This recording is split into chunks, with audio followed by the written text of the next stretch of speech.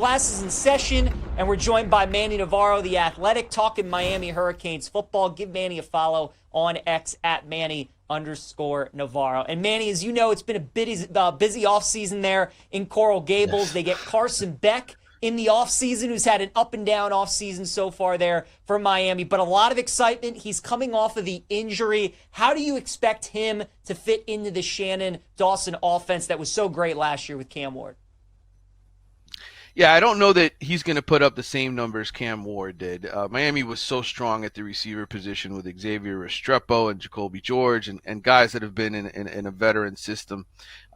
He's got some young receivers now, talented guys, but guys that are sort of unproven.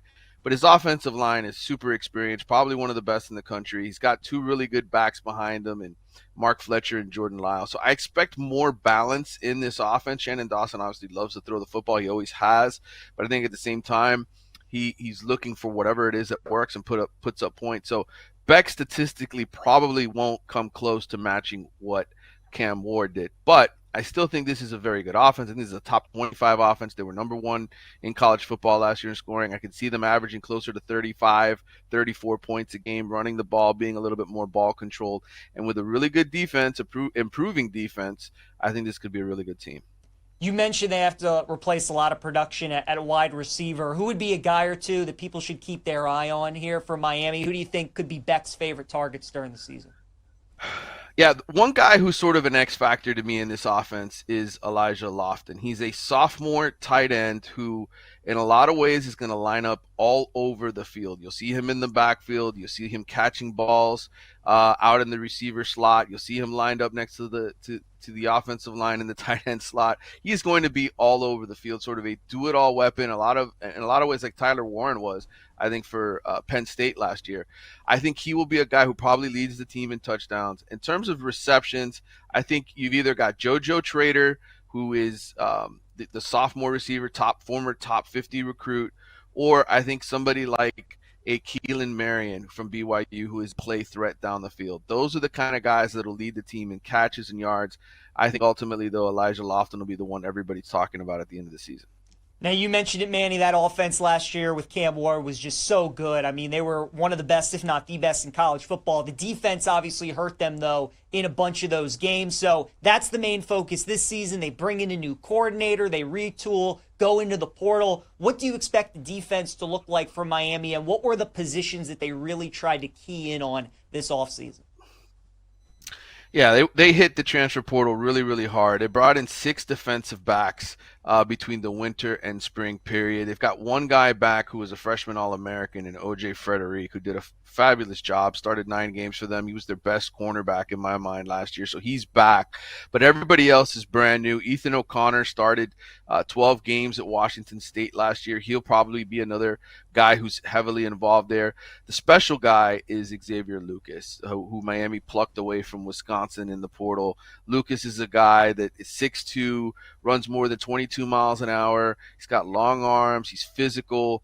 I mean, Wisconsin was really upset that they lost him, and I think he's a guy that you look at and you say, man, they've probably got 2 or 3, maybe even 4 legitimate quality guys at the cornerback position. And then at safety, Zach Poyser, who was all freshman conference USA selection at Jacksonville State last year, 77 tackles, 3 picks. He's going to be the guy with the green dot in his helmet for Corey Heatherman, the new defensive coordinator. So their secondary has been completely revamped, and I just think it's going to be a much improved unit.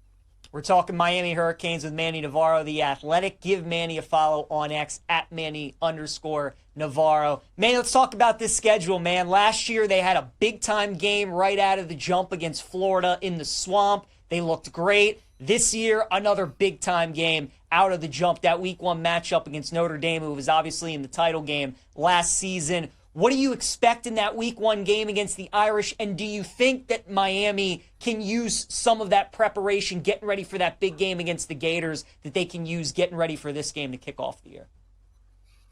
Absolutely, and I think you just look at the quarterback position in this game. C.J. Carr is super, super talented. I expect him to be really good at Notre Dame. But this is going to be his first start, right? On the road in South Florida. We remember the last time Miami and Notre Dame played here in South Florida in 2017. That was a team that was just as talented as this Notre Dame team, and Miami just absolutely lit them up. I expect the environment to be electric. I think Miami's defense is much improved. So I look at this opener and I say, yes, Notre Dame right now might be the favorite on paper because they played a national championship game and they still got a very, very good team.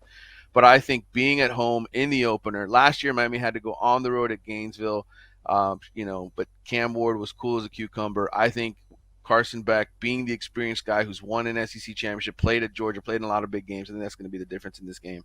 Yeah, and a reminder, that game's on Sunday, of course, because no NFL yet. That's the Sunday night football game in the week 1 slate for college football. Manny, looking at the rest of the schedule, we were talking a little bit about it before you hopped on, man. This is one of the crazier schedules I've ever seen. Miami has a stretch where they have 2 bye weeks in 3 weeks. They have Florida State sandwiched in the middle of that. And then they don't leave the state of Florida until they play SMU on November 1st. So it's all games at home. It's bye weeks. It's at Florida State. So they could do a lot of damage early on in that season. And then it does pick up kind of second half. They have some tough road trips to Virginia Tech and Pitt, which could obviously be some cold weather games later on in the season. But, man, you look at this schedule and, like, what are the main takeaways for you when you kind of break down the Canes schedule? Yeah, I mean, obviously you get the 2 big national games early on against Notre Dame at FSU. Florida at home. Then you get that FSU game. Florida State still trying to pick up the pieces after last year's disaster. So that's a game you should win. I look at it as, Louisville, SMU, right there in the middle. You got a Friday night game against Louisville. You got that trip out to Dallas November 1st against SMU. To me, that's what the season comes down to, because Clemson is a prohibitive favorite to win the ACC for a reason. But I think Miami is the second best team on paper in terms of talent, in terms of continuity on the offensive side of the ball with many of the guys that they're bringing back, especially on the line. So I think the season comes down to, do you beat Louisville and SMU? And then, are you still healthy enough when you get to Virginia Tech and Pittsburgh where you don't blow it? Last year, Miami was 9-0. They lost 2 of their last 3 at Georgia Tech and at Syracuse. Those are going to be cold weather games. It'll come down to that. Can you finish the job? I expect this Miami team to be better on defense. I think that's why they will finish the job. It's such a big talking point, Manny, as you know, when we talk about the NFL team in Miami with the Dolphins and how they struggle in cold weather. Is that a concern with you at all with this Canes team? You talked about how great the offensive line is. Do you think they're equipped to play in that colder weather? I do, because I think they're going to be really good at running the football. People forget, because of how good Cam Ward was last season, that Miami led the ACC in rushing in terms of yards per carry. Damian Martinez was super effective, ran for over 1,000 yards. Mark Fletcher, who was basically the number 2 behind him, was highly effective. Whenever Jordan Lyle got in the game, he was able to hit the home run ball. And let's not forget, Miami went into the portal and picked up Chamar Brown, who was a freshman All-American last year at North Dakota State. He's used to playing in the cold. So you've got 3 guys that can carry the rock behind that massive offensive line. That's going to be winning time. Mario Cristobal, he loves to run the football. I could see Miami, even if the receivers don't pan out to be as good as you hoped, even if you don't have an Xavier Restrepo, I think there's enough weapons on offense where you can run the football, you can be better on defense, you can pull it out, and you can finish a strong season. Manny, looking at this win total at BetMGM, they're setting it at 9.5 for the Canes. To go over is plus 130. So they're expecting about a 9-3 season for Miami, which I think about feels right. What's your prediction for the Canes win-loss record? Do you think this is a team that can win the ACC, go to the college football playoff? What's your outlook for the season? Yeah, I think we're going to be right there where they were a year ago, which is on the bubble. I think the Notre Dame game is going to say a lot about whether or not they get in the college football playoff. I think if they win that game, I think Miami probably finishes 10-2, gets the ACC championship game, and then it's just a matter of how is everybody else doing in college football? Where is Alabama? Where are the other SEC teams that are maybe 3rd or 4th in the pecking order in that league? Where are those Big Ten teams, and what are they 10-2 or 9-3 kind of knocking on the door? So I think Miami will be right there. I think this is going to be a 10-win team. I would take the over in terms of the overall win-loss record, because those 2 tough home games against Notre Dame and Florida are at home early in the season. And again, young quarterbacks, DJ Lagway's coming off an injury, right? He's not fully healthy. I think for those reasons, I would pick Miami to win those games. Love it. Manny, real quick before we let you go, obviously got to watch Cam Ward every game last season, number 1 overall pick, going to start his NFL career with the Titans. How do you expect him to be as a pro? I think he's going to be phenomenal. I think the Titans, unfortunately, maybe don't have a team around him yet. They'll need a few more drafts maybe to put some weapons around him.